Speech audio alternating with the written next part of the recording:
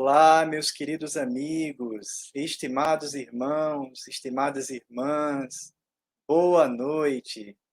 Mais uma vez, nos encontramos reunidos na nossa programação semanal do Café com Kardec e Amigos, a produção do nosso canal Seridó Espírita e com retransmissão através dos nossos canais parceiros, a Rede Amigo Espírita, tanto pelo seu canal do YouTube quanto pelo Facebook, Web TV Espiritize, também pelo nosso parceiro TV7, estamos transmitindo também, retransmitindo pela TV Secal e pela rádio Portal da Luz, e ainda pelo Facebook do Núcleo Espírita Seara de Luz.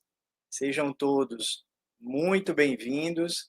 Nós vamos, então, dar início a mais essa nossa programação, a edição de número 44 do nosso Café com Kardec e Amigos, chamando aqui para a tela a nossa querida amiga que vai fazer conosco o momento de arte, sempre presente na abertura dos nossos cafés, a nossa querida Sandra Miramar.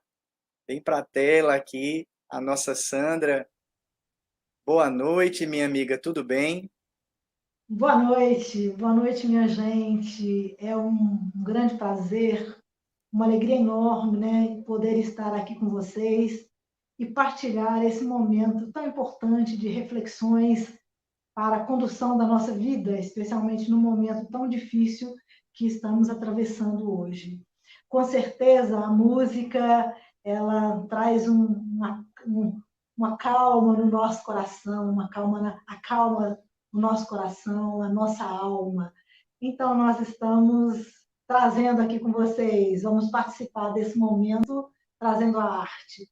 Eu sou de Belo Horizonte, e sou a Sandra Miramar. Eu gravei um CD recentemente, o CD chama Sandra Miramar em Luz. Ele se encontra nas principais plataformas digitais e também no YouTube Sandra Miramar. Muito bem. Muito bem, meus amigos. Então, eu estarei... A nossa Sandra já é a presença cativa aqui nas nossas programações, já esteve conosco em outras edições do Café, trabalhadora do Movimento Espírita Mineiro, da União Espírita Mineira, não é? E também artista Sim. espírita que vem trazendo a mensagem do Consolador através da música.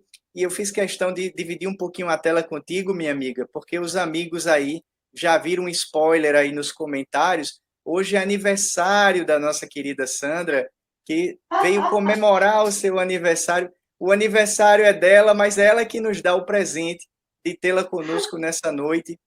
Um beijo, minha querida. Feliz aniversário.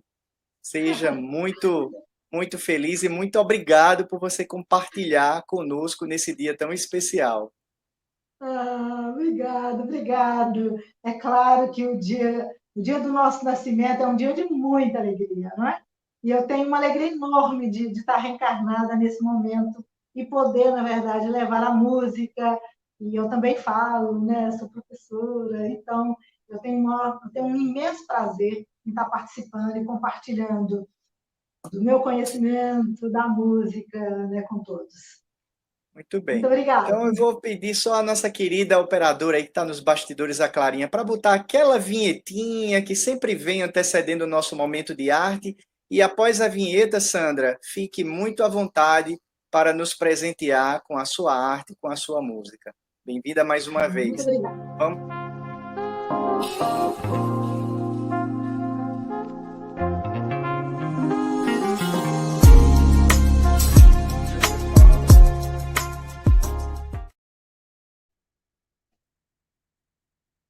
Então, vamos lá. Minha gente, então, a primeira música que eu estarei cantando, ela se intitula Rabi da Galileia, e nos fala, né, de Jesus e do seu caminhar e da mensagem que ele traz para nós.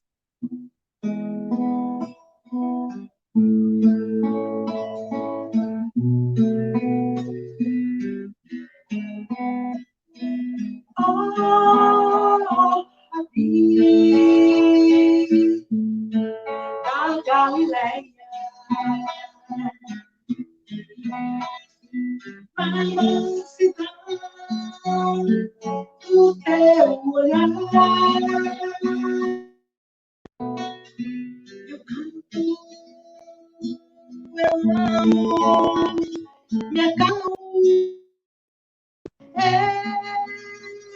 eu vivo. Eu canto, eu amo, me acalmo, eu vivo.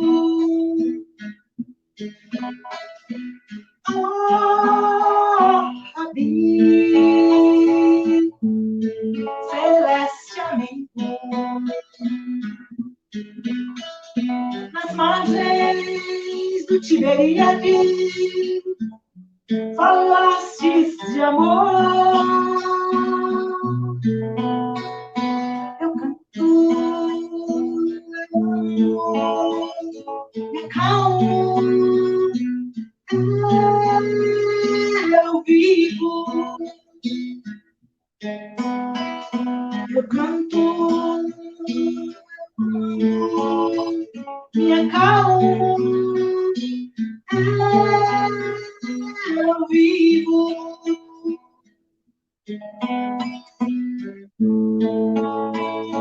Brilha no céu uma estrela, luz para todos os caminhos.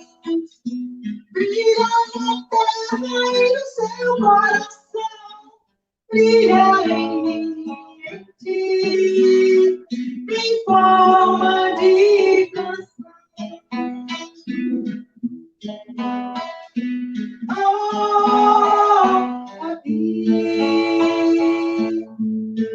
Da Galileia,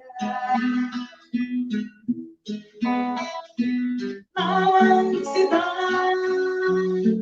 do teu olhar,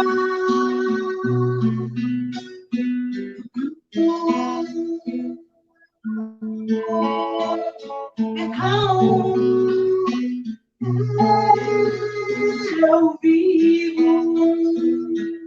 Eu canto, me acalmo, eu vivo.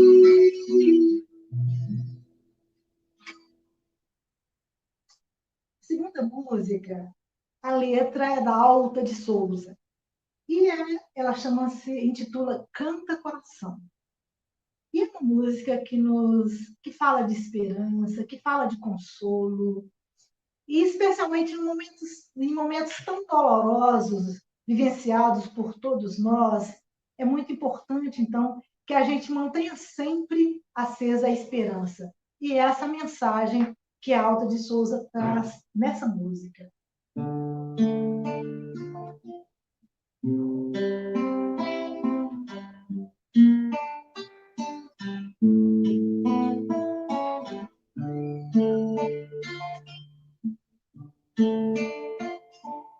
Abre teu coração, recebe a luz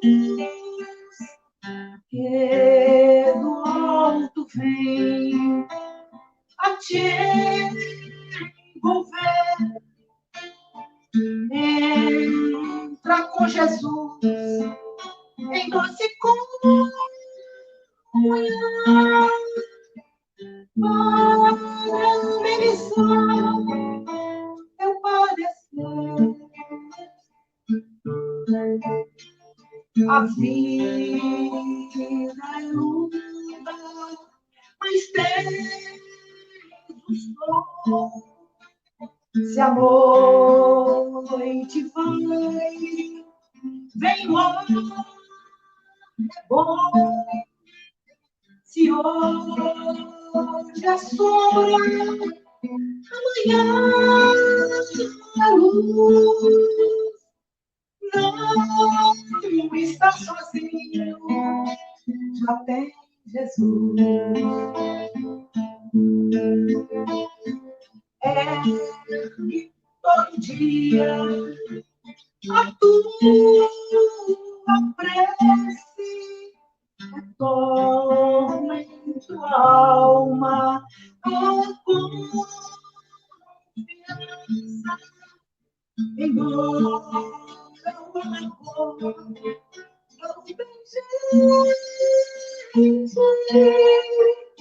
mantém sempre acesa a esperança que suga o pranto e vem cantar, descendo a manga, aprende a amar o tempo passa, tentar esquecer fases de tua vida no alvorecer. Fases de tua vida no alvorecer.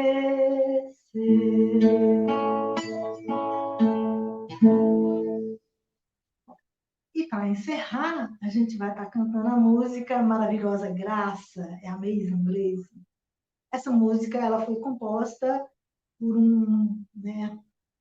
por um jovem que ele era muito rebelde, muito arredio e era ateu, porque na sua infância ele passou por momentos difíceis com a perda do pai, mas ele era mercador de escravos, estava conduzindo navio com escravos, quando então houve uma tormenta em alto mar e ele naquele momento ele desafia Deus, né? Se é verdade que você existe, você me salva. E ele foi salvo. A partir daquele momento ele se transforma então num pastor e ele compõe essa música Maravilhosa Graça.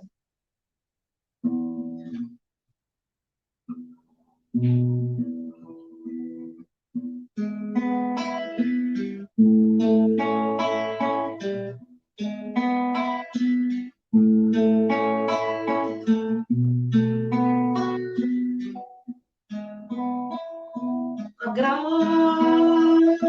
dos céus é doce som, salvando alguém assim. A sua voz me entrou, sua luz então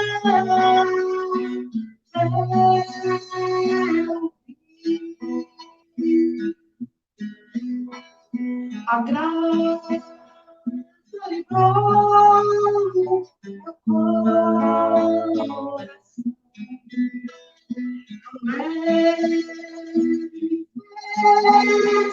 Sentir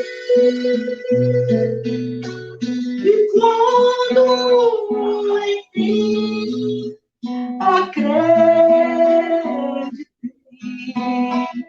a vida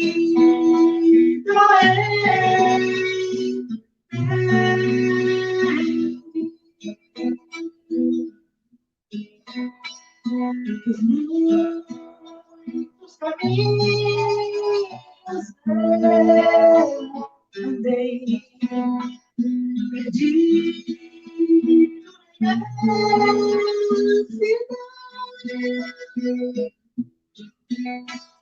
A graça que me trouxe aqui, que vai me conduzir.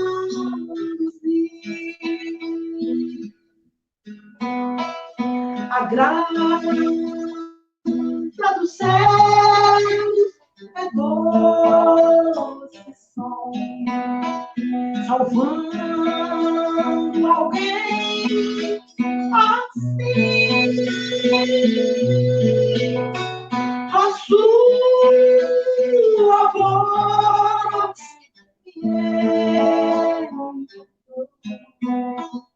sua luz então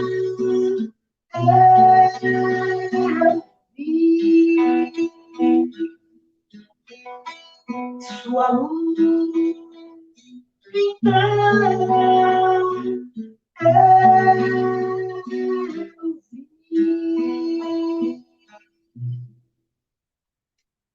É isso. Muito obrigada pela participação, né, pela oportunidade. Estou devolvendo a palavra a vocês. Muito obrigado, Sandra, minha amiga querida. Parabéns mais uma vez aí pelo seu aniversário. Você ter nos oportunizado esse presente e outras oportunidades surjam para que nós possamos nos encontrar novamente e você apresentar as suas melodias tão tocantes aí para todos nós. Um beijo muito carinhoso, feliz aniversário mais uma vez. Muito obrigado. Tchau, Eu que tchau. agradeço. Fiquem com Deus, bom trabalho. Muito bem, meus amigos. Então, depois do nosso momento de arte, né, nós vamos dar continuidade aqui, já chamando os nossos dois convidados da noite, que debaterão conosco, que conversarão conosco sobre esse tema tão instigante aí das manifestações físicas, né? E aí, vamos chamar o nosso convidado aí, trabalhador do movimento espírita do estado da Paraíba, né? Coordenador do movimento espírita do Alto Sertão da Paraíba, vinculado à nossa Federação Espírita Paraibana, expositor espírita, trabalhador e um amigo querido aí do nosso movimento. Seja bem-vindo aqui à nossa telinha, Cazuza Neto. Boa noite, meu amigo. Boa noite. Estou muito feliz de estar aqui com vocês nesta noite. Sentimento de muita gratidão. Ah, meu amigo, prazer conhecê-lo. Esse seja o primeiro de muitos cafés. E para dividir a telinha contigo aí, nós temos um trabalhador aqui do nosso movimento espírita Potiguar, amigo, querido, vinculado ao nosso, né, trabalhador do nosso grupo aí do canal Seridó Espírita, mas também lá do Núcleo Espírita Fraternidade Cristã da cidade de Santa Cruz, coordenador da nossa Comissão Regional Espírita do Seridó. Seja bem-vindo à nossa telinha, nosso querido Jacinto Júnior. Boa noite, pessoal. Boa noite, Igor. Boa noite, meu irmão Cazuza, que há muito tempo não via. Que felicidade estar aqui com você. Boa noite aos amigos e aos irmãos que nos assistem, como eu gosto de dizer, que nos assistirão, né, nessa nossa transmissão de hoje. Maravilha, meus amigos. Então nós temos esse tema, não é? Instigante aí das manifestações físicas. Os nossos amigos já nos acompanham aí pelo chat com as suas mensagens. E como sempre, lembramos aos queridos amigos que nos acompanham, à medida em que os nossos queridos dialogadores aí, debatedores, expositores da noite, tecerem as suas considerações iniciais, já podem ir encaminhando as perguntas aí dentro da temática da noite. E a gente funciona sempre assim, não é? Uma apresentação rápida, uma fala introdutória de cada um dos nossos convidados, e depois, na sequência, a gente vai para aquele bate-papo gostoso, para aquela troca, procurando responder as perguntas dos nossos amigos e seguindo, então, nesse momento mais de prosear em torno da temática da noite. Para iniciar com as suas reflexões iniciais, então, vamos pedir que o nosso querido Jacinto seja, então, inicia esse momento. Depois, na sequência, após a fala do Jacinto, o Cazuza também traz as suas considerações iniciais e a gente segue depois o nosso bate-bola. Então, Jacinto, seja bem-vindo mais uma vez. Passamos a palavra para você, meu amigo. Obrigado, Igor. Meus irmãos, buscando ser breve, visto que a temática da noite ela merece um aprofundamento de cada um. Nós, como grupo, como espíritas, né, estudantes do espiritismo, exige de nós.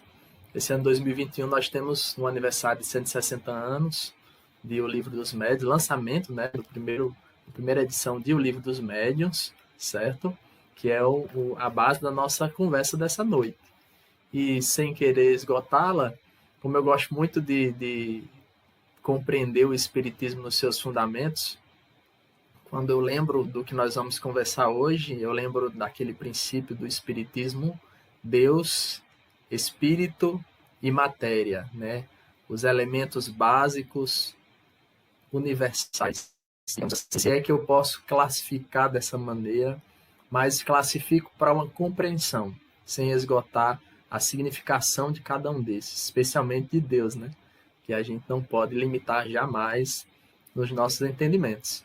Então, Deus, Espírito e matéria trazem para nós um novo entendimento, assim como sempre a doutrina espírita nos traz essas novas interpretações da vida, da realidade, e que é isso que o livro dos médiuns vem nos representar, né? Este livro, que é uma continuação da obra de Kardec, o segundo livro publicado após o livro dos Espíritos, para trazer um aprofundamento acerca da realidade dessa comunicação, né? Como se dá, como ocorre, como ela vem acontecer e como se dão os fenômenos. Se a compreensão que Kardec traz para nós de uma visão científica do mundo espiritual tira de nós todo o sobrenatural, tira de nós toda a crença de algo oculto e misterioso e traz a nós uma luz de uma nova ciência, né? Como se dava, como se acontece esses fenômenos observados por Kardec, trazidos a nós em nossa realidade presente e que estudamos em nossas casas, em nossos grupos. E eu trago para iniciar, né, para esta noite, uma parte que está lá no item 4, né, quando Kardec nos diz, olha, para você adentrar esse campo, faz necessário que você tenha a compreensão da crença, do entendimento de 3 realidades, que ele fala. Credes em Deus, por isso que eu trouxe Deus, Espírito e matéria, né? Credes ter uma alma? Credes na sobrevivência após a morte?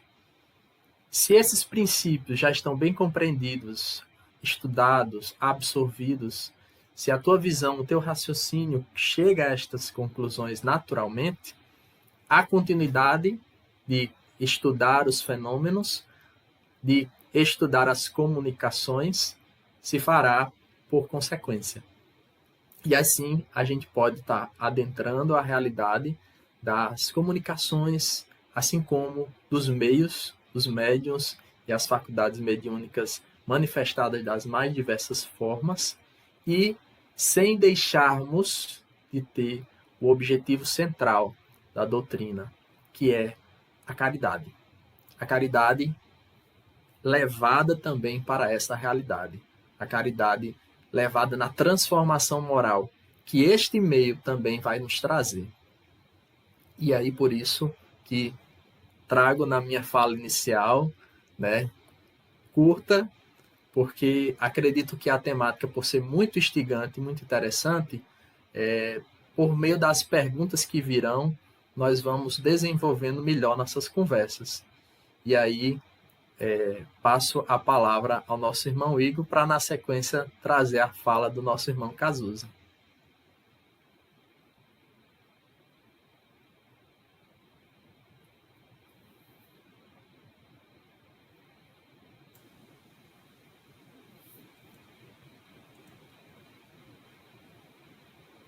Seu áudio está mudo, meu irmão. Ah, rapaz, eu sempre caio nessa. Então, vamos passar para o nosso querido amigo Cazuza, para que ele também possa fazer a sua fala inicial. É contigo, meu amigo, fique à vontade.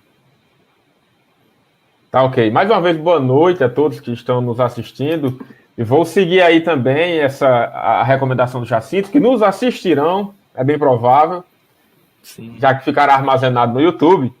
E, como já foi dito, esse tema ele é muito instigante, principalmente para aquelas pessoas que ou estão adentrando no pensamento espírita, estão dando seus primeiros passos dentro daquilo que eu chamo de pensamento espírita, mas também pelas pessoas que não conhecem o espiritismo em nenhum nível de profundidade, de não começaram a estudar, mas, poxa, manifestação física, eu quero saber um pouquinho disso daí, o que é que isso, como é que isso acontece, quais são as razões, enfim, é um tema que desperta muita curiosidade.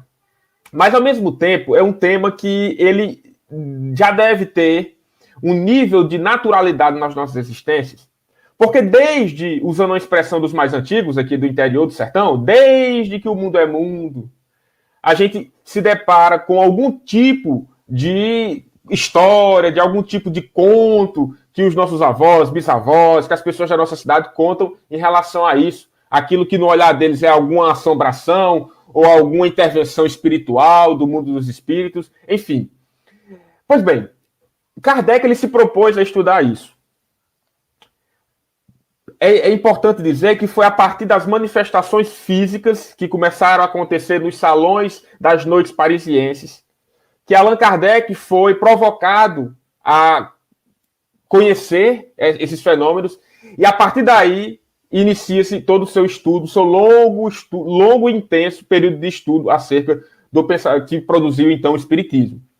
Então foram as manifestações físicas que aconteciam para divertir as pessoas naquela época, em Paris, que Kardec teve o primeiro contato com esse assunto. Não que ali fosse a primeira vez que isso aconteceu. Porque, repito, desde que o mundo é mundo. Caso eu dê um exemplo, vou dar agora. No livro de Números, e aí eu vou partir para a tradição judaico-cristã, que é a tradição predominante aqui no Ocidente, no Brasil, onde nós estamos, por consequência, nós vamos encontrar lá no livro de Números a história de Balaão e sua jumenta, e sua jumentinha. Conta a história lá em Números, que Balaão, quando foi visitar o rei Balaque, andando na sua jumentinha, aconteceu alguns eventos, ela parou uma vez ou outra, ele ficou enraivado e disse, se eu tivesse uma espada aqui, eu mataria você agora. E aí, está lá no livro de Números que a jumenta fala, dizendo, por acaso não sou eu sua jumenta, em que você tem montado toda a sua vida? E aí desenvolve um diálogo. Conta o livro de Números que ali havia um anjo que se apareceu diante dele, que depois iniciou um diálogo com esse anjo. Mas aí está um fato de um fenômeno, né, de um fenômeno até então extrafísico, sobrenatural para muitas pessoas, que é de um animal falar. E é óbvio que agora, quando Kardec ele desenvolve todo o estudo sobre os fenômenos físicos que começaram a dar início aos estudos espíritas, ele desenvolve também uma compreensão do objetivo desses fenômenos, como é que ele acontece, e aí a gente começa a ligar esses pontinhos de que talvez, e aí eu vou usar com muito respeito, porque fazendo parte dessa história que eu acabei de contar, da tradição judaico-cristã, ela não tem só uma interpretação, né? Existem diversas outras interpretações, mas talvez este fenômeno, que está datado aí de mais de 3.000, 3.500 anos, seja um exemplo, seja um exemplar prático de uma manifestação física, né, de um fenômeno físico, né, nesta época já é bem remota, e talvez aí não fosse a jumenta falando, mas sim uma manifestação física de um espírito tentando se comunicar com o Balaão. Mas como é que isso é possível? Meus irmãos, seria impossível eu conseguir esgotar essa temática aqui nesses 10 minutos que eu quero utilizar, e por favor, os nossos amigos aí me interrompam quando eu ultrapassar desse tempo. Porque é um assunto de fato que requer um nível de aprofundamento grande, e o próprio Kardec, gente, ele apenas iniciou esse tema, esses estudos. Coube a nós, enquanto movimento espírita, dar continuidade. E aí nós falamos isso depois, como é que estão isso aqui no Brasil, ainda no movimento espírita. Mas o Kardec ele desenvolve um raciocínio sobre essa temática, e aí os primeiros rabiscos disso daí a gente vai encontrar em uma obra que não é tão conhecida, porque essa obra depois ela acabou transformando-se, entre aspas, no Livro dos Médiuns, que é Instruções Práticas sobre as Manifestações Espíritas. Foi um livro escrito por Kardec, não teve uma continuidade, porque, repito, ele transformou-se no Livro dos Médiuns, e lá no Livro dos Médiuns nós temos um trecho que parece muito com o que já está lá nessa obra, e é mais ou menos isso que o Kardec deixou registrado. Além disso, lá na Revista Espírita também nós vamos encontrar algumas reflexões também sobre essa temática. Mas, em suma, Kardec ele tenta falar que essas manifestações físicas, elas sempre têm algum propósito. Elas são manifestações, sendo bem simplório, gente. E eu estou aqui correndo o risco de ser mal compreendido. Mas a gente precisa correr esse risco para transmitir a mensagem. Aí depois vocês pesquisam nessas fontes que eu dei. Mas, basicamente, o Kardec tenta explicar que essas manifestações, elas não são sobrenaturais. Não é um fenômeno, sabe, inexplicável, milagre ou coisa do tipo. É um fenômeno natural, que nada mais é consequência de um espírito que, associado a um ambiente físico apropriado à sua manifestação física, ele consegue, então, se manifestar no mundo material. O que seria esse ambiente material? Seria tanto a existência de um médium que pudesse transmitir para ele os fluidos físicos, animais, necessários para aquela materialização dessa manifestação, e também um ambiente apropriado em termos vibracionais, de energia, a simbiose com aquele médium. Não é um fenômeno simples de acontecer. Então, Kardec ele tenta explicar que é mais ou menos isso. Então, dado todos esses cenários, todo esse cenário aí, e geralmente tendo esse espírito um objetivo, quando trata-se aí, então, de uma manifestação espontânea e que geralmente tem algum espírito um pouco mais maduro por trás dela, então ela acontece remotamente com o objetivo, geralmente, de nos alertar para a realidade espiritual, e a partir desse objetivo estar cumprido, ela cessa. Não acontece de forma recorrente.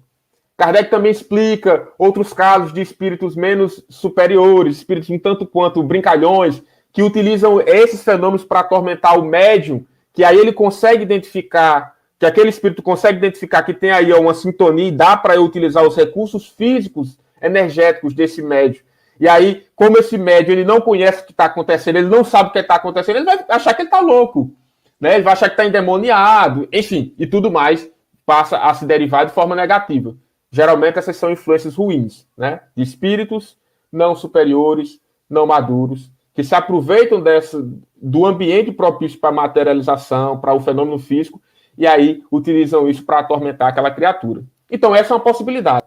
Mas aquilo que aconteceu com Kardec, lá na França, que deu início aos estudos do Espiritismo, tinha um objetivo claro de trazer para a humanidade material, de forma definitiva, que aqueles fenômenos têm uma razão de existir. Aqueles fenômenos só são possíveis porque, como o nosso amigo Jacinto falou, existe uma existência do mundo espiritual. E aí o mundo espiritual veio à tona de fato naquela época. Posteriormente, o Kardec desenvolvendo um brilhante estudo que culminou com a doutrina espírita. E o Kardec, ele disse que está lá no livro Manifestações, no capítulo Manifestações Espontâneas, desse livro que eu acabei de citar, que é Instruções Práticas sobre as Manifestações Espíritas.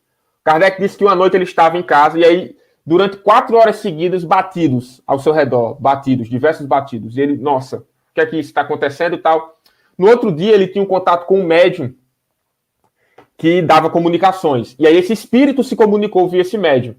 E aí esse espírito se apresentou para Kardec, disse que foi ele o responsável por aquilo. Kardec depois ficou sabendo que era um grande filósofo da antiguidade, que acompanhou Kardec durante todo o período de trabalho dele, dizendo, inclusive, olha, estou aqui para te ajudar, sempre que precisar, pode chamar que eu venho e tudo mais. Então, veja, essa comunicação extrafísica, material, tinha um objetivo específico.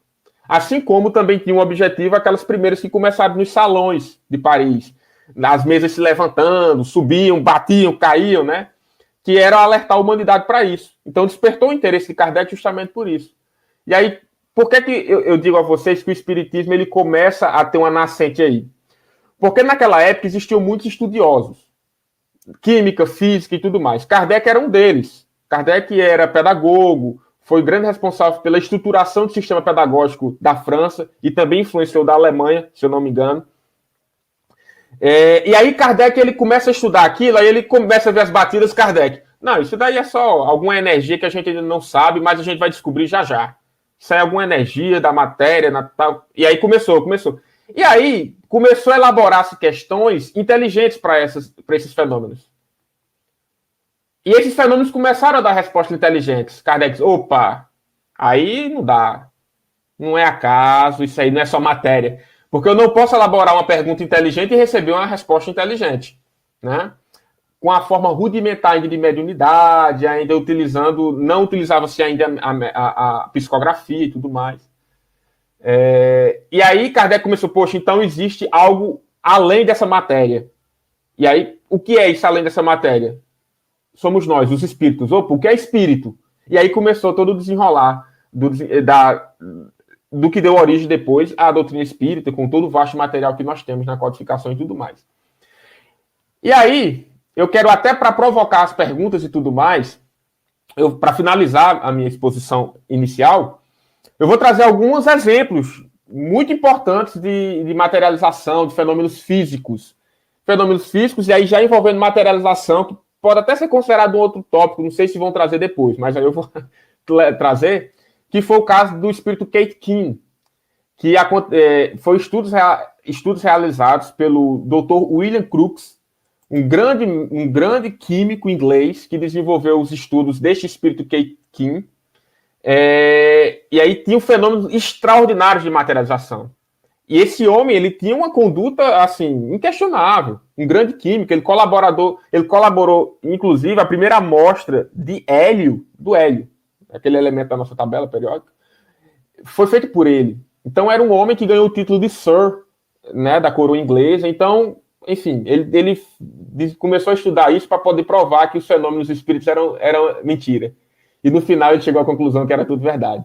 E um outro caso muito conhecido aqui no Brasil também foi os fenômenos de materialização que foram conduzidos por Chico Xavier e o seu então companheiro de estudos, o Valdo Vieira, né, que foi um caso, eu tive a oportunidade de ler todo um dossiê sobre ele, casos extraordinários também, com a médio extraordinária, que, enfim, teve alguns desdobramentos também para o movimento espírita, não tanto quanto positivos, por diversos fatores. A gente pode tocar nesse assunto nas perguntas, mas foi aqui no Brasil. Então, se você quiser pesquisar, o caso de Dr. William Crookes com Keet-Kin, e aqui no Brasil as materializações conduzidas por Chico Xavier e Valdo Vieira, esses dois estudos que foram de fenômenos físicos extraordinários. Chamo aí os meus amigos para voltarem à condução e a gente começa o bate-papo. Talvez eu tenha me excedido um pouco no tempo. Desculpa, tá, gente? De forma nenhuma, meu amigo. Fica à vontade, tá? Assim, eu acho que foi realmente o tema, ele é muito abrangente, né? O tema, de fato, ele é muito abrangente e bem instigante, né? Mas esse passeio histórico, ele é extremamente interessante aí, porque posiciona a gente, na sua fala agora mais recentemente, Cazuza, aí na introdução do Jacinto, sobre a grande contribuição do espiritismo, né, para o estudo, né, desses fenômenos que, como vocês mesmos falaram, não surgem a partir do surgimento da doutrina espírita, mas a própria doutrina que vai se estruturando a partir da observação desses fenômenos. E você nos trouxe, inclusive, registros bem antigos aí dessas manifestações, não é, Cazuza? Eu perguntaria, para a gente começar a esquentar aqui, enquanto as perguntas vão chegando, tem uma do nosso... já estão começando a surgir aí no chat, mas assim, para o Jacinto e depois até para você fazer um complemento, Cazuza, embora essa fenomenologia ela não surja com a doutrina espírita, não seja uma invenção ou uma criação do espiritismo, mas a própria doutrina, como nós falamos, se estabelecendo a partir da observação do fenômeno, né, mediúnico, notadamente naquela época os fenômenos de efeitos físicos. Mas qual a grande contribuição, então, do trabalho de Kardec e da própria doutrina espírita para a compreensão desses fenômenos na atualidade? Vocês falaram muito da razão de ser. Então, eu queria provocá-los para que a gente começasse esse nosso bate-papo.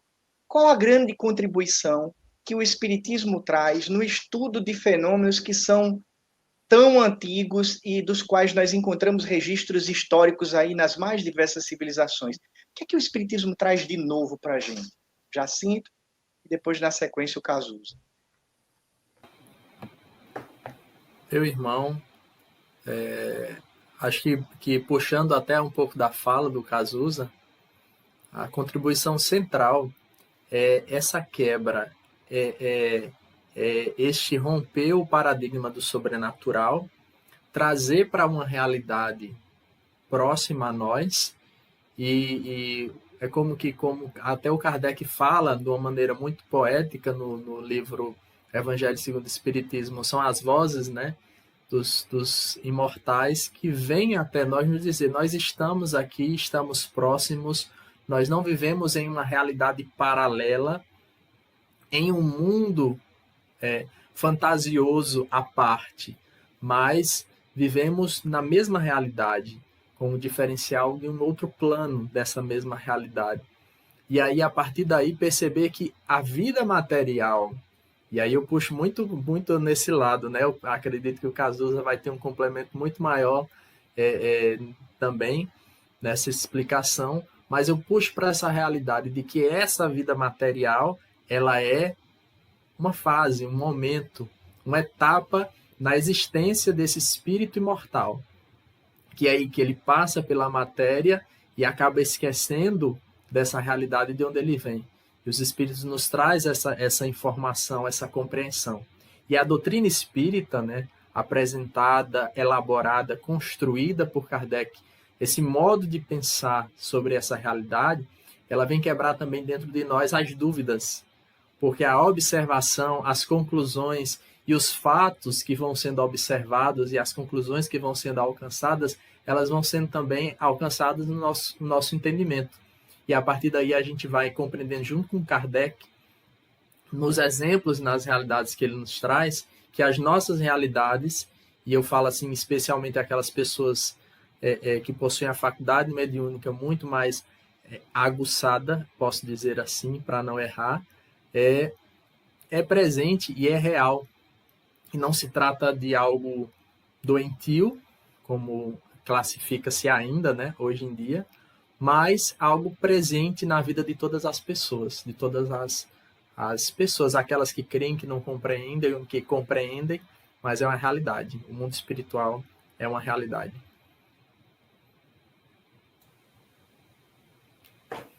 Tá.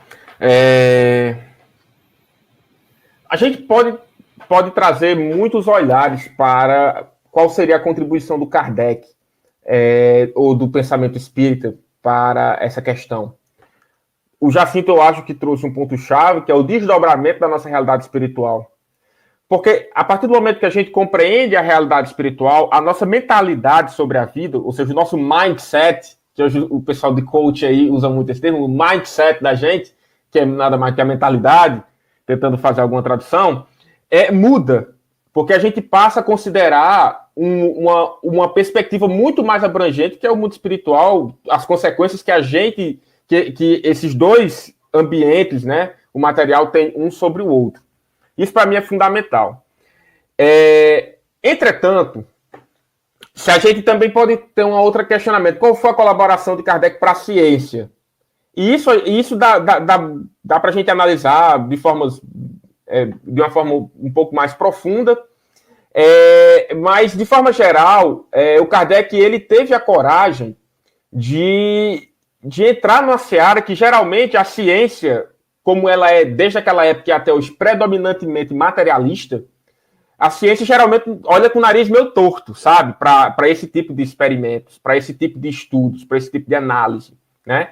E o Kardec, ele como homem de ciência, ele teve a coragem de dizer, olha, isso daqui faz sentido, gente. Não dá para a gente abandonar isso. E até hoje, a ciência ainda não abraçou completamente, né, as academias, os estudos metafísicos. Até hoje, quando a gente vai falar com alguém que, sei lá, é doutor em física, química, muitos deles, a gente vai dizer, mas você tem como refazer o experimento? Então, ou seja, eles querem muitas vezes colocar o paradigma material sobre algo que não é material, que você tem que estabelecer, criar um outro método para você estudar isso. Você tem que criar um outro paradigma para você medir, mensurar, replicar e tudo mais. Então, mas isso demonstra também um aspecto que é importante, porque o ser humano ele não tem só intelecto, ele não tem só razão. O ser humano ele é complexo, a gente tem muitas facetas psicológicas. A gente tem a razão, a gente tem os sentimentos, a gente tem a intuição. Então, quando a gente vai analisar esses estudos, a intuição da gente acaba falando muito mais alto. Às vezes a gente tem um pouquinho ali mais aflorado desse aspecto, que a gente bate o olho e diz, poxa, isso faz sentido, né? E desperta. Por exemplo, eu dei esses exemplos aqui para vocês, do William Crookes, dos casos aqui de estudos aqui no Brasil também. Tenta apresentar isso para alguém que já tem ideia formada contra. Não vai dar certo, porque você está mostra as fotos, o cara vai dizer, não, isso foi montagem, naquela época, isso é mentira. Porque, então, assim, para a ciência materialista, Kardec deu a sua colaboração. Ele disse, olha, eu tive essa coragem e estudei aqui. Agora, cabe ainda à humanidade dar passos mais adiante para tentar abraçar esse tipo de experimentação, esse tipo de realidade espiritual.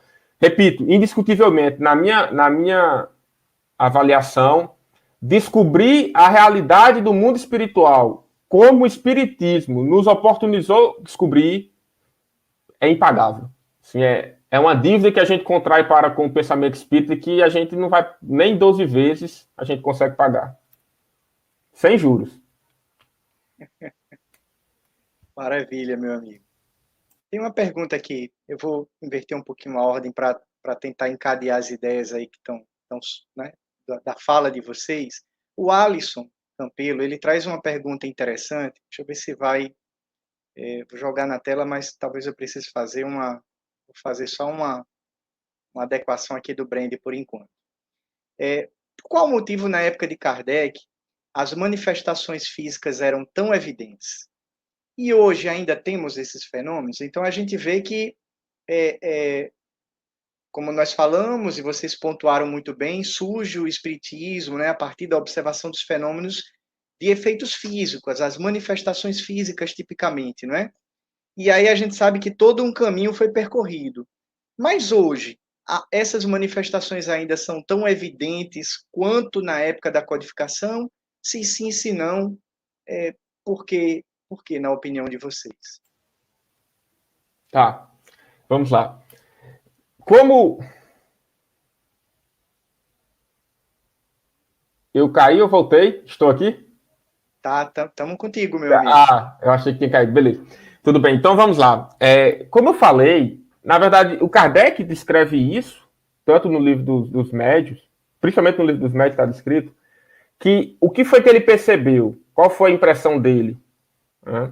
Que esses fenômenos, eles geralmente tinham um propósito, se tratando de fenômenos conduzidos por espíritos, eu gosto de utilizar o termo maduros, tá? Então, eles tinham um propósito, e o propósito era trazer à tona a realidade espiritual. Isso já foi feito, né? O espiritismo, ele conseguiu nos trazer as informações muito bem elaboradas sobre isso. Então, esse é um ponto. Se hoje tem, eu particularmente não acompanho muito os estudos físicos, e aí é uma característica minha, eu não acompanho. Não menos por não ser interessante, mas mais por questão da diversidade de coisas que a gente tem que dar conta, né?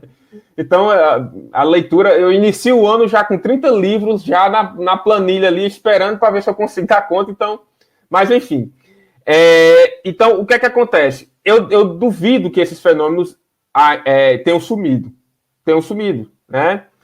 Eles ainda acontecem, só que aquele fenômeno específico que aconteceu em Paris, que aconteceu na França, tinha um objetivo, e esse objetivo ele foi cumprido.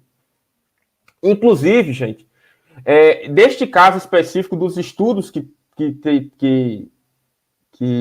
aconteceram aqui no Brasil, com Chico Xavier, com Valdo Vieira, eu vou correr um risco aqui de falar uma coisa que eu li isso no dossiê há algum tempo atrás, que, enfim, depois vocês pesquisam, vejam se eu cometi uma gafe, mas lá eu tinha feito essa leitura que dizia que o Emmanuel ele tinha dado uma mensagem para Chico, dizendo: Chico, meu irmão, por favor, já está na hora de parar esses experimentos, porque nós já temos a mediunidade e por ela nós conseguimos transmitir todos os livros que a gente está transmitindo. Então, tudo que o mundo espiritual tem a dizer, a gente já está dizendo. Esses fenômenos, quem não quer acreditar, quem não está disponível para abrir os olhos para a realidade espiritual, você pode mostrar o que for, a pessoa não vai acreditar, e ponto final, né? Então, uma impressão que eu tenho é essa, que a gente já nos foi apresentado a realidade espiritual, nós temos uma vasta literatura sobre isso, e aí a gente teria que pensar qual seria o objetivo, né? O objetivo de continuar esses fenômenos.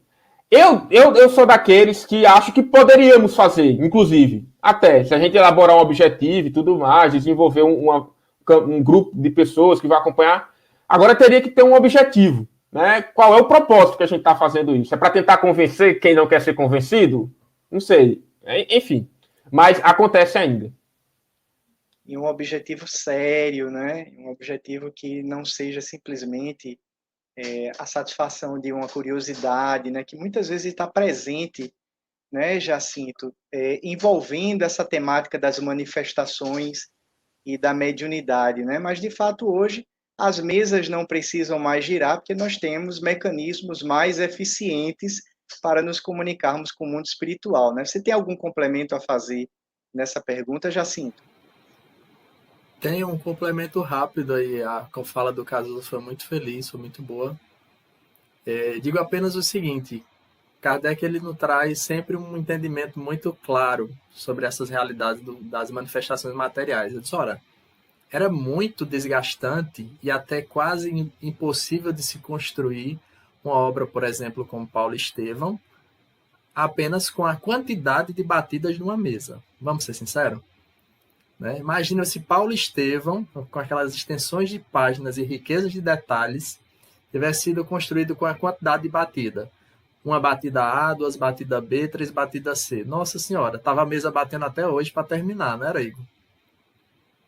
E assim, como bem colocou Cazuza, tudo tem um objetivo, tudo teve e tem um objetivo. E a espiritualidade, ela não deixa de atuar. Nós não vivemos soltos no mundo, não, tá? A racionalização que a doutrina espírita nos traz não é para quebrar a ideia de que a divindade não existe, mas é pelo contrário, que existe uma força superior que atua sobre nós. E como bem colocou os meninos aí agora, tudo com um objetivo.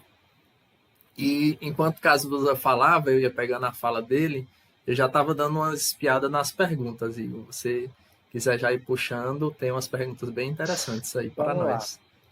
Vamos lá, tem uma interessante que eu acho que vai abrir espaço para vocês dois também navegarem um pouco por essa questão da observação. A gente sabe que há muita dúvida envolta na questão das manifestações, então me chamou a atenção a pergunta do Wanderson aqui, e aí ele diz o seguinte, eu vou pedir a ajuda da técnica aí para colocar na tela, porque me ajudem aí para não desorganizar o nosso layout.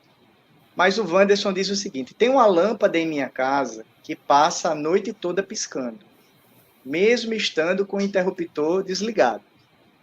Mas não é todos os dias. Às vezes vai até amanhecer e outros dias para antes.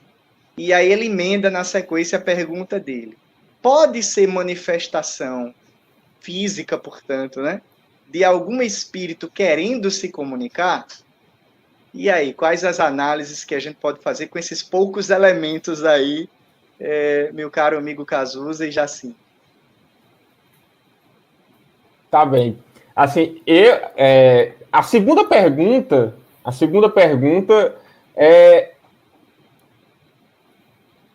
sem querer fugir muito, mas é o seguinte, assim, depende. E aí eu já emendo para a primeira. Minha característica o que é? Eu tentaria esgotar todas as possibilidades materiais. Todas. Eu tentaria esgotar todas. Trocava de interruptor, trocava o bocal da lâmpada, refazia a fiagem toda, colocava um multímetro lá para medir a corrente e tal. Aí, beleza. Espírito de ciência, né? Analisaria todas as possibilidades materiais. Esse é o primeiro ponto. Depois de se esgotar todas elas, sabe? De chamar um técnico e, olha, me dê aqui o seu relatório dizendo que tá tudo ok. O técnico, olha, tá tudo ok. Chama outro técnico. Cara, opa, tá tudo ok também, ó. Tenho 3 assinaturas de técnico. Eu fiz tudo, refiz tudo e continuo fazendo. Aí sim a gente começaria a analisar os outros pontos. Seria assim, o Wanderson, né? Wanderson Souza. Então, meu amigo, Cazuza, faria assim, tá? Aí depois a gente começaria a analisar, a ventilar outras possibilidades, inclusive essa que você citou, que é de comunicação, tá? Muito bem. E aí eu vou dar uma contribuição técnica aqui, sem querer entrar no assunto, porque aí é um pouco a minha praia aí, a eletricidade, meu amigo Wanderson. Há um sem número de deficiências na instalação elétrica, né, de uma residência que podem fazer com que a lâmpada pisque desse jeitinho que você colocou aí, mesmo com o interruptor desligado. Então, era essa a reflexão, Cazuza, que eu acho que a pergunta oportuniza para a gente, para que a gente nunca perca de vista, não é, Jacinto, o exemplo que Kardec nos deu na própria estruturação da codificação, né? Ele foi submetendo o fenômeno a uma análise, a todo um rigor metodológico, científico, inclusive, para que ele pudesse realmente buscar, através do controle universal do ensino dos espíritos, né? Controle da universalidade do ensino dos espíritos, por exemplo. Então, não é à toa que essa codificação é tão rica para a gente, porque ela é o produto de um labor muito grande do codificador. Então, é mesmo como o Cazuza falou, né? Esgotar as possibilidades físicas, analisar o fenômeno e, depois de esgotadas essas possibilidades, buscar para ver se há algum padrão, né, estabelecido nesse tipo de fenomenologia. Não é que não possa ser, não é? Pode ser. Sim. Mas a gente precisa analisar com muito cuidado. Nesse caso específico da lâmpada elétrica, há um sem número de condições. Basta, por exemplo, colocar a lâmpada no lugar de seccionar a fase seccional neutro do interruptor, quase todas as lâmpadas vão ficar piscando aí durante a noite. Então, é uma questão aí que a gente precisa observar. Algum complemento, Jacinto? Só uma coisa, é uma ótima oportunidade, tá, Wanderson? É uma ótima oportunidade de experiência, vai lá. Faz isso. Assim, como o Cazuza falou e você complementou muito bem. Há um número bem variado de possibilidades materiais, magnéticas, eletromagnéticas, especialmente se tratando de nosso Brasil, né? Temos muitas variedades de serviço, enfim, e as oscilações elétricas, enfim, da própria rede, que acaba dando espaço para a gente fazer todo esse questionamento sem descartar nenhuma possibilidade, né? A gente, como bem colocou os meninos, pode ser e pode não ser, depende da investigação que é necessária. Uma das primeiras coisas que Kardec quebrou no meu pensamento foi essa questão do questionamento, de questionar, né? De investigar. Eu vinha de um entendimento religioso e que não se podia investigar e não podia questionar, como muitos de nós, como muitos de vocês que nos assistem. Então, questionar, investigar, para que se chegue a uma conclusão lógica, racional, clara e objetiva, dentro desses princípios que nós temos aprendido muito. Muito bem. A gente tem aqui, eu acho que também uma pergunta, até para a gente poder esclarecer um pouco, aí tentando voltar aí para o início, tem uma contribuição do nosso irmão Valdomiro, até para a gente posicionar o nosso tema com relação à questão do sonho. Então, Sim. ele pergunta se o sonho pode ser uma manifestação espírita, essa é a pergunta dele, depois a gente vai pontuar se física, né, se especificamente manifestação física ou não. Mas, enfim, a pergunta é, o sonho pode ser uma manifestação espírita? Quando recebemos mensagem de um espírito desencarnado, que nos avisa sobre algo que vai acontecer, ou um aviso para nos proteger, em que grupo de manifestações a gente categorizaria essa questão dos sonhos? Aí eu vou inverter um pouquinho, aí começando por Jacinto, e o Cazuza complementa. Pois bem, meus irmãos, Kardec, nos seus estudos, ele nos apresenta as manifestações desse tipo como as manifestações de inteligência, né? As manifestações mentais. E aí eu abro o convite para o nosso irmão Valdomiro, é isso? Igor? Valdomiro. A dividir em duas partes o seu questionamento, né? A realidade do sonho, ela tem a ver com a mente do indivíduo, o espírito do indivíduo, que ao adormecer pode permanecer próximo ao corpo, mergulhado nas suas realidades do seu inconsciente, dos seus pensamentos, de suas vivências, como a desdobrar-se a outros planos, a outras realidades.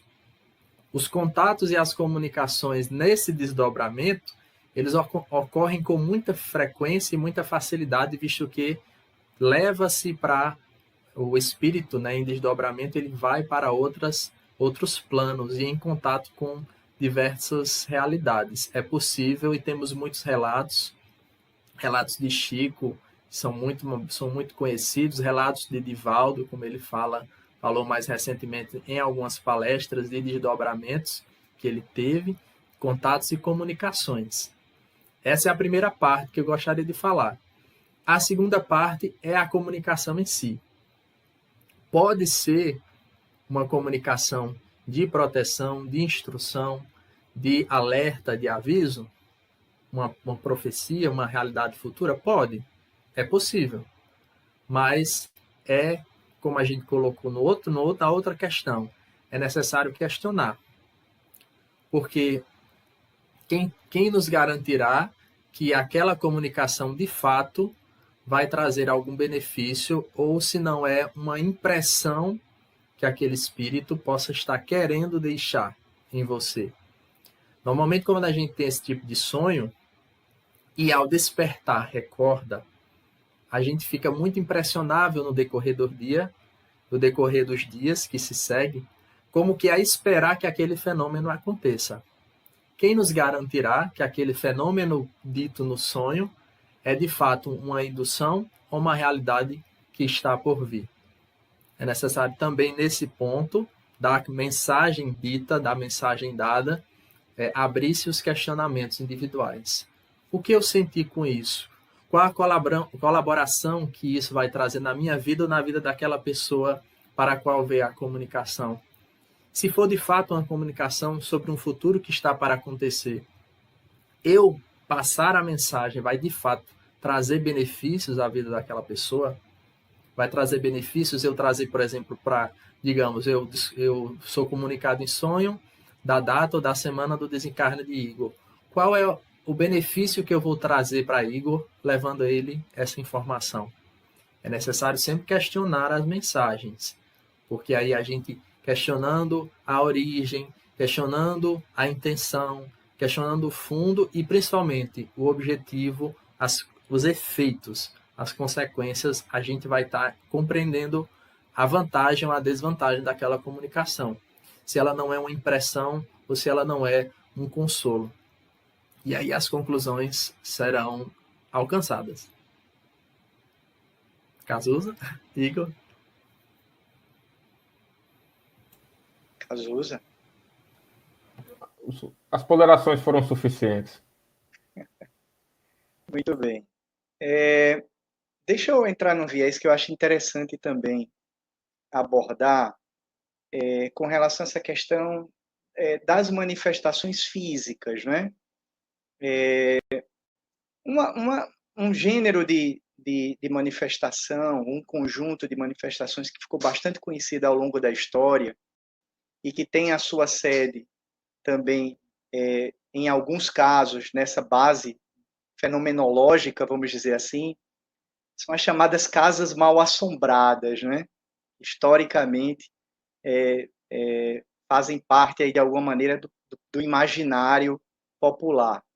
Eu perguntaria, num primeiro momento, esses fenômenos das chamadas casas mal-assombradas podem ser categorizados dentro desse rol de fenômenos de manifestações físicas? Uma primeira pergunta. Depois eu entabulo uma próxima. Cazuza. Sim, parte deles sim, parte importante deles. E eu vou dar um exemplo específico, tá? Um exemplo específico foi o caso que aconteceu nos Estados Unidos, muito antes de Kardec começar a estudar o espiritismo, né, escrever sobre o espiritismo, que foi o caso das irmãs Fox. E aí o pessoal dá uma bugada aí, irmã Fox, Estados Unidos, que na casa delas, eram 3 jovens irmãs, elas começaram a escutar e se deparar com fenômenos mais diversos. Depois de um tempo, ela foi descobrir que ali, naquela casa onde ela morava, havia acontecido um homicídio de um vendedor, tem um nome específico, não sei se é mascate, um nome da época, e o seu corpo havia sido sepultado nessa própria casa, e teve desdobramentos impressionantes, ainda nos Estados Unidos, uma comunidade muito conservadora à época, mas historicamente foi muito importante esses eventos do ponto de vista do nascimento do pensamento acerca da espiritualidade. Então, esse é um caso que poderia se configurar como, olha, essa casa é mal assombrada porque há esses acontecimentos. Agora, então, todos esses casos, todos esses cenários, eu sempre procuro que a gente primeiro vai investigar, vai analisar, né? Eu sempre busco isso. Então, é claro que vão existir casos, numa determinada cidade e tal, que ali alguém jogou uma pedra quando alguma pessoa estava conversando e, de repente, pegou a pecha de casa mal assombrada, né? Enfim, vai existir casos onde morreu alguém, e aí esse aqui é o impressionante, que é interessante também. Pode acontecer casos também de uma pessoa que possui a mediunidade sem estar muito equilibrada, sem nem saber que é médio, e de repente vê alguma coisa ali. É um fenômeno mediúnico que não necessariamente era de fenômeno físico, né? A pessoa viu, e olha, eu vi alguma coisa ali, e aí outro passou, já escutou um bar, e aí por aí vai. E aí cria-se toda aquela celeuma em cima disso. Então, tem sim casos que são caracterizados por essas manifestações, mas tem que fazer a devida investigação e tudo mais, né? Eu sei que sempre quando eu digo isso, tem que investigar, corta todo barato. Porque as pessoas adoram, né? Aquela coisona toda. Mas, me desculpem, é sempre a forma como eu avalio as coisas assim. É verdade, a gente tem que seguir o exemplo do codificador, né, Cazuza? Se a gente se propõe a estudar a doutrina espírita, a gente tem que se mirar no exemplo de Kardec. E se tem uma coisa que Kardec não utilizou no processo, foi essa ausência de um espírito investigativo. É parte do processo de estruturação, né? E aí eu já entabulo a segunda pergunta na sequência para você, Jacinto. No meio dessa questão toda, dessa fenomenologia, em especial dos fenômenos, né, de efeitos físicos, das manifestações físicas, porque mais patentes, porque mexem de alguma maneira um pouco mais com o nosso imaginário, ou chamam mais a nossa atenção, é muito natural que haja um certo medo envolvendo esse processo, né? Muitas pessoas temem, né, a manifestação dos espíritos, talvez por conta de todo esse conjunto de ideias meio que desencontradas com as quais a gente foi crescendo enfim, sem a possibilidade de ter todo esse estudo organizado que o Espiritismo nos apresenta, né? Então, assim, como lidar com o medo, né? E como, de alguma maneira, se equilibrar e controlar o temor, o pavor, né? Diante dessa questão desses fenômenos de efeitos físicos.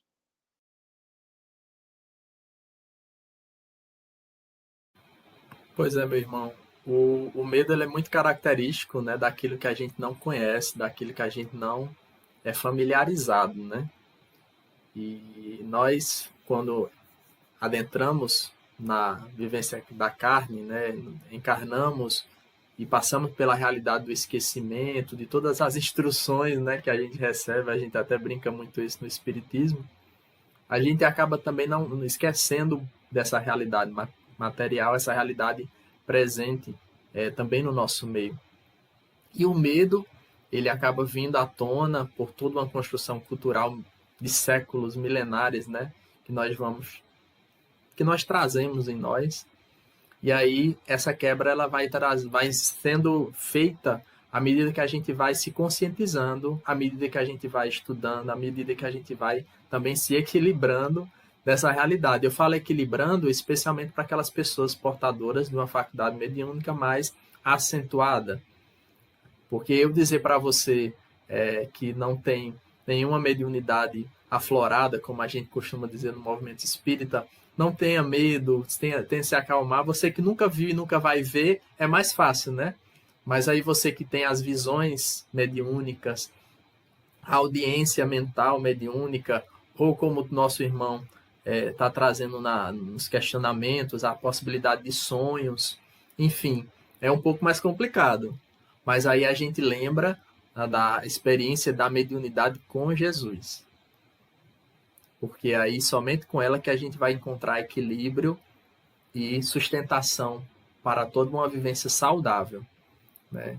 A medicina ainda classifica hoje uma pessoa que ela tem visões e ouve em áreas de esquizofrenia, né? Mas se você possui um equilíbrio, uma vivência moral, uma vivência de estudos também, de sua espiritualidade, aquilo ali vai te fortalecendo e trazendo um entendimento de que aquele espírito comunicante, até mesmo se ele for um espírito que traz algum tormento ou infelicidade, trata-se de um irmão desencarnado, um irmão em sofrimento, em realidade dolorosa, que por meio da mediunidade você pode estar nas mãos com a oportunidade de auxiliar. Mas uma mediunidade que só auxilia quando é uma mediunidade com Jesus.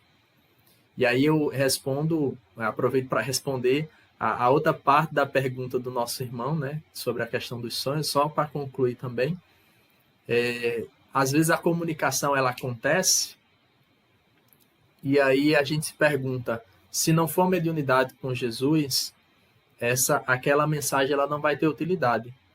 Porque à medida que, por exemplo, uma comunicação que se dá em sonho, em audiência, em visão, ela, digamos, ela é real, ela acontece, qual vai ser a utilidade que você vai fazer daquilo? Se ela não for mediunidade com Jesus, ela vai ter uma utilidade provavelmente destruidora. E aí, cabe você ponderar a luz do Evangelho, o Evangelho de Jesus à luz da doutrina, para saber a utilização daquela mensagem. E aí sim, confirmada uma mensagem mediúnica, o que fazer com aquela mensagem? Qual a utilidade dela? Eu vou puxar um gancho muito rápido, que eu acho muito relevante essa parte da sua fala, entrando um pouco mais na questão, digamos assim, mais comportamental dos médios, né? Eu me lembro muito do caso de uma amiga que a gente acompanhou há algum tempo atrás, e ela tinha diversas uma sensibilidade muito, muito extensa no campo mediúnico, né? E muitas vezes os espíritos se aproximavam dela e falavam algumas coisas, né?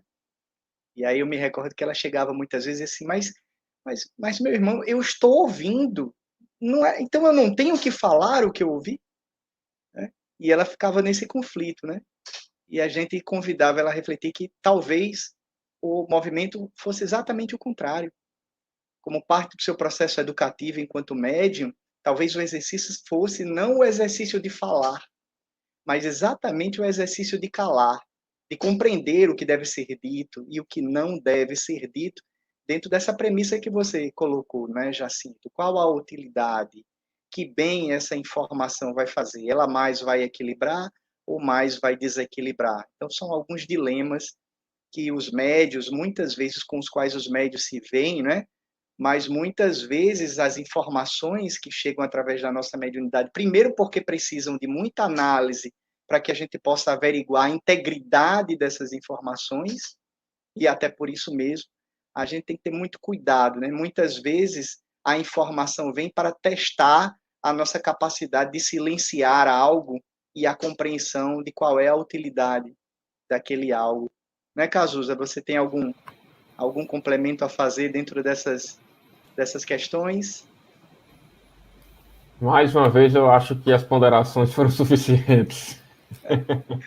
A gente só acrescenta, né, Igor, muito bem colocado essa sua conclusão, a gente faz lembrar um pouco a história de Cassandra da mitologia grega, né, que era a vidente que saía dizendo para todo mundo que ia acontecer uma tragédia, e a cidade inteira não acreditava, porque na verdade a cidade não queria ouvir. Então, muitas vezes o interlocutor não quer ouvir, e aí como Jesus, diante de Pilatos, que foi perguntado, e o que é a verdade? E o Cristo silenciou, porque Pilatos não estava preparado para ouvir a verdade. E é assim Maravilha. Com as outras realidades. Maravilha. Tudo bem, a gente entrou por uma seara das manifestações visuais, não é? E aí tem mais ou menos uma pergunta do Valdomiro também. O Valdomiro está nos auxiliando bastante aí, participando muito aí pelo nosso chat. Muito obrigado, querido amigo Valdomiro, sempre presente aí nos nossos cafés com Kardec e amigos. Um abraço para você.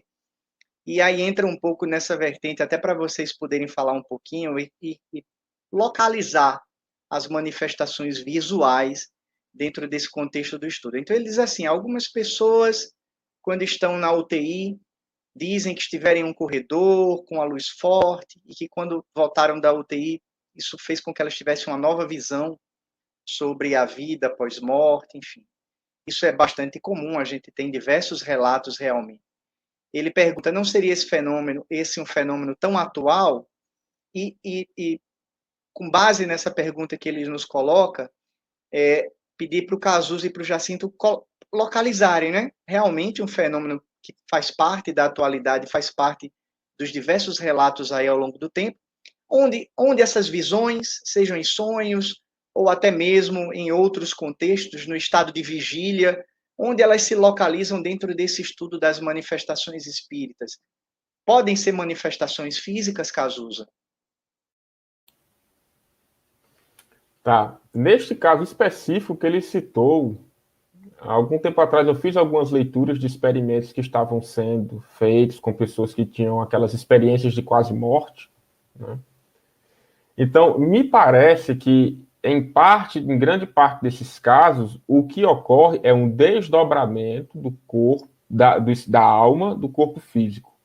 Me parece, pela minha análise do que eu li, e também do exemplo específico, nesse caso específico é um caso de desdobramento. Desdobramento é uma faculdade humana nossa,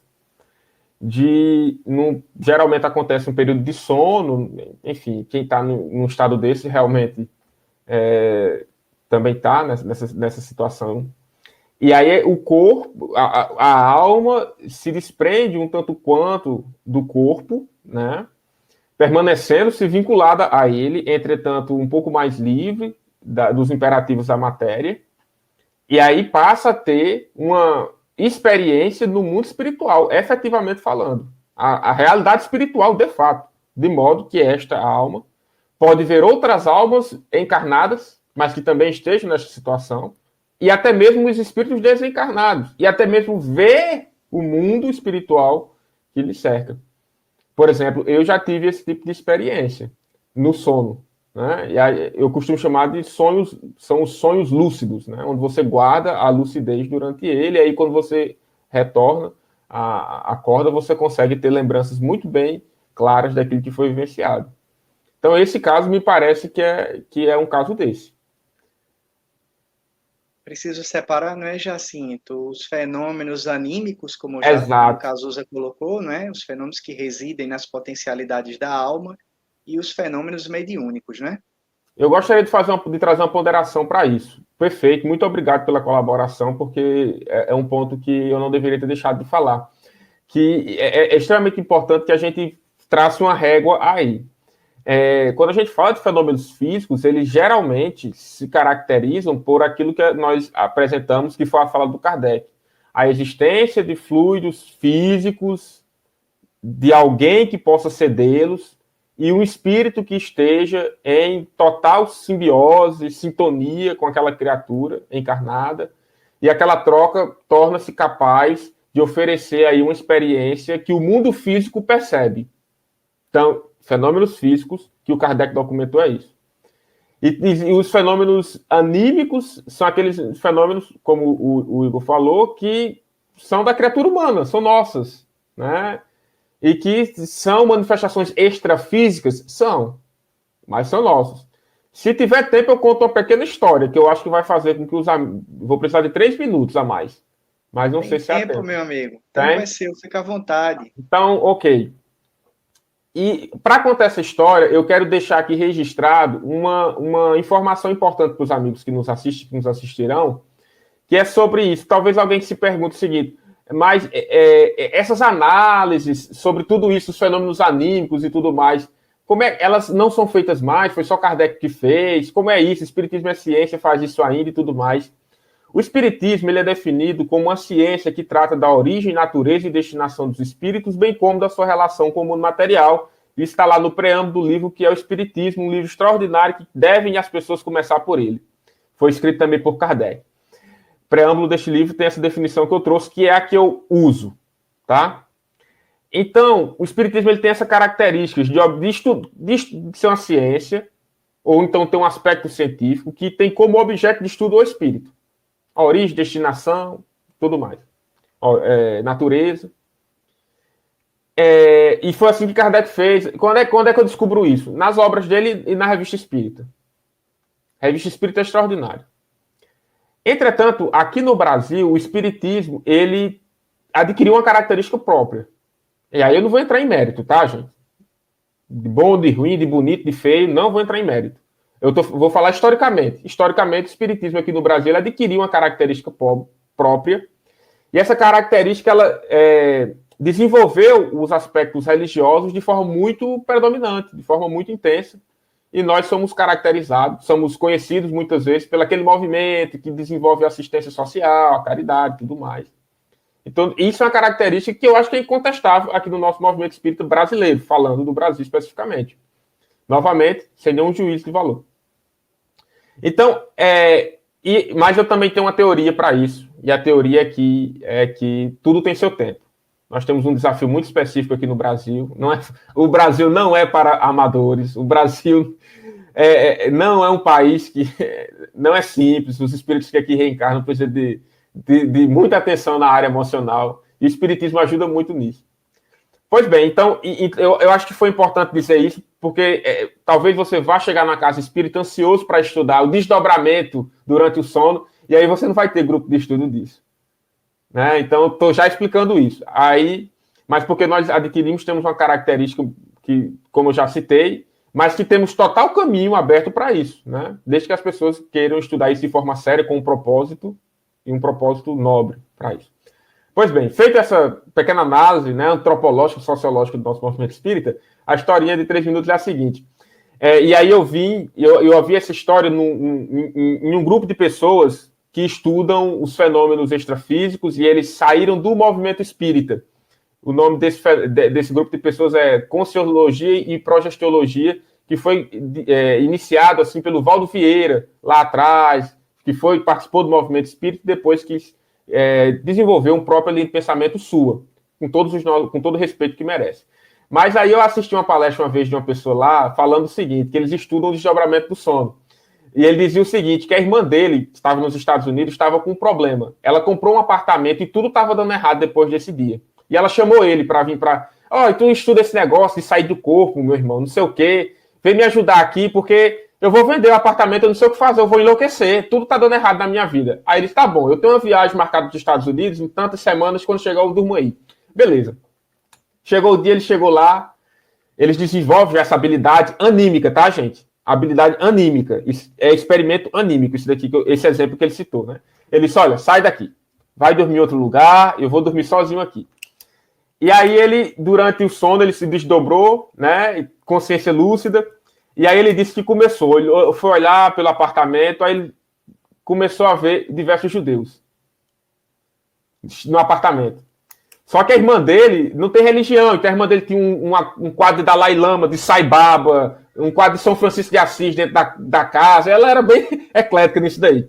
E aí ele começou a andar pelo condomínio. O bairro inteiro era de judeus. Espiritualmente falando. No desdobramento ele percebia tudo isso. E aí, para deixar bem claro, aquela comunidade específica que estava ali, não queria a presença da irmã dele de forma alguma ali. Veja, não são os judeus do mundo inteiro. Aquela comunidade de espíritos desencarnados específicos daquele condomínio não queria. E aí ele dizendo que no sonho, durante o sono ele dizia, olha, vocês podem fazer o que quiser, gente. Eu não vou ficar constrangido com vocês não e tal. E aí ele disse que no segundo dia do mesmo jeito, no terceiro ele tentou do mesmo jeito. No final da semana ele chegou, minha irmã, cheguei à conclusão. Qual é? Vendo o apartamento. Ele brincando com ela, disse, olha, gente, isso é um exemplo específico e tal. Ele disse, olha, você não tem... Enfim, se você quiser criar todo um ambiente de harmonização, de oração, de criar um ambiente de criar uma psicosfera que vai te proteger de tudo aqui, você vai ficar imune a tudo. Mas se você não está disposta a isso, você vai estar sempre sofrendo essas incursões, né, de tudo mais. E aí ele brincou com ela, dizendo que, vendo o apartamento, óbvio, em caráter de brincadeira, eu não sei qual foi o desdobramento, porque eu não acompanhei o vídeo durante todo esse período. Mas esse é um exemplo de fenômeno anímico. Isso que ele fez, gente, não tem nada a ver com mediunidade. Ele se desdobrou durante o sono, desenvolveu essa habilidade que todos nós podemos desenvolver e fez todo esse relatório que ajudou a irmã dele a compreender isso. Acabei me alongando, pessoal, desculpa. Tranquilo, meu amigo. Quando a conversa é boa, quando a prosa é boa, o tempo passa mais rápido do que ligeiro e a gente nem percebe, né? A gente foi procurando aí fazer um encadeamento das perguntas, né? Buscando aí desenvolver uma linha de raciocínio, mediando aí um caminho, mas como vocês falaram logo no início, o tema é amplo, a gente nunca teve aqui, né, Cazuza e Jacinto, a pretensão de esgotar os assuntos, né? A recomendação é para que os amigos estudem as obras aqui citadas, né? pelos nossos queridos amigos, o que é o Espiritismo, instruções práticas para as manifestações espíritas, que é um ilustre desconhecido de muitos de nós aqui no movimento, e que serviu de base para depois estruturar o que hoje nós conhecemos como o Livro dos Médiuns, que também tem alguns bons capítulos tratando dessas questões aqui, não só um, alguns bons capítulos tratando dessas questões que nós discutimos aqui, né? Mas, diante do avançado da hora, eu vou pedir aqui para que os queridos amigos aí façam as suas considerações finais, começando pelo Jacinto aqui, que é a nossa prata da casa, e depois o nosso querido convidado aí, Cazuza, que você já de antemão, meu querido amigo, leve o nosso abraço fraterno de todos que nós aqui fazemos o Movimento Espírita Potiguar para os queridos amigos do Movimento Espírita Paraibano, nessa vinculação muito próxima que nós temos aí entre os trabalhadores de cá do Rio Grande do Norte e os trabalhadores aqui de bem pertinho da Paraíba, inclusive o Seridó espírita, ele faz muito bem essa junção, né? A gente tem, inclusive, muitas vinculações com instituições e amigos muito queridos aí da Paraíba. Então, Jacinto, muitíssimo obrigado, meu amigo, mais uma vez é sempre muito bom estar contigo. Seus cumprimentos e suas colocações finais aos nossos amigos.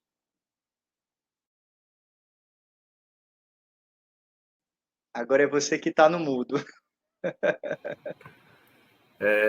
Como eu ia dizendo, eu sou a persona dessa mescla, né? Eu sou um paraibano no Rio Grande do Norte, então a união está aí. Então, meus irmãos, obrigado pela oportunidade e que o nosso objetivo tenha sido alcançado, que não é esgotar o tema, mas levar você que nos assistiu e nos assistirá a pegar esta obra, não só ela, mas toda a obra kardeciana, como muito bem colocou Cazuza, todos os exemplos que trouxemos e outros, e estudar. Estudar para chegar às suas conclusões individuais, mas também em grupo, grupos de estudos que são muito estimulados no movimento espírita, e que assim a gente possa crescer nessa compreensão boa. E a palavra é essa, gratidão.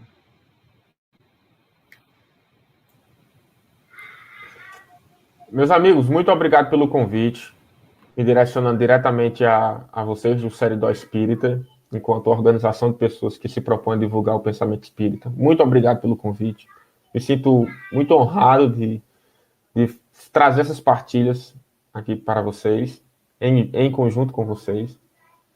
Agradeço também a audiência daquelas pessoas que nos assistiram, que comentaram, que de alguma maneira nos acompanharam, e aquelas pessoas que ainda vão nos assistir, também agradeço essa audiência. E eu queria deixar só um último recado de tudo isso que foi dito, pelo menos por mim, aqui. Eu sempre tento deixar isso, né? Apliquem um método que eu geralmente costumo utilizar, que é escutem tudo, não acreditem em nada, escutem tudo, pega o conhecimento, descarta primeiro o mensageiro não serve, deixa ele descartado, pega a mensagem, guarda ela no bolso e analisa ela, né? Analisa, internaliza, pensa, e se fizer algum sentido, além de tomar ela para você, passe ela adiante. Se fizer algum sentido, além de tomar para você, passe adiante. Esse é o significado da nossa existência, que é viver em partilha. A existência da criatura humana só tem sentido se for partilhando. E é isso que me honra muito estar aqui com vocês. Mais uma vez, obrigado. Muito bem, meus amigos. Então é isso. Nós vamos mandar aqui também um abraço muito carinhoso para a nossa Rosana Silva, que passou aí pelo nosso chat também, uma amiga muito querida que já esteve conosco aqui em diversas ocasiões, lá de Montes Claros, Minas Gerais, a todos os amigos de diversas cidades que foram trazendo seus comentários, um forte abraço. Nós, então, nos vemos aí na próxima segunda-feira em mais uma edição do nosso Café com Kardec e Amigos, nas programações praticamente todos os dias aí, originadas do nosso canal Seridó Espírita ou retransmitidas a partir de programações dos nossos diversos parceiros. E lembramos especialmente que na próxima quinta-feira temos o nosso Evangelho no Lar Virtual, sempre às 21 horas também, uma outra programação semanal do nosso canal Seridó Espírita. Então, um abraço muito carinhoso Um beijo no coração. Fiquem com Deus. Boa noite. Muito obrigado mais uma vez, Cazuza e Jacinto. Tchau, tchau.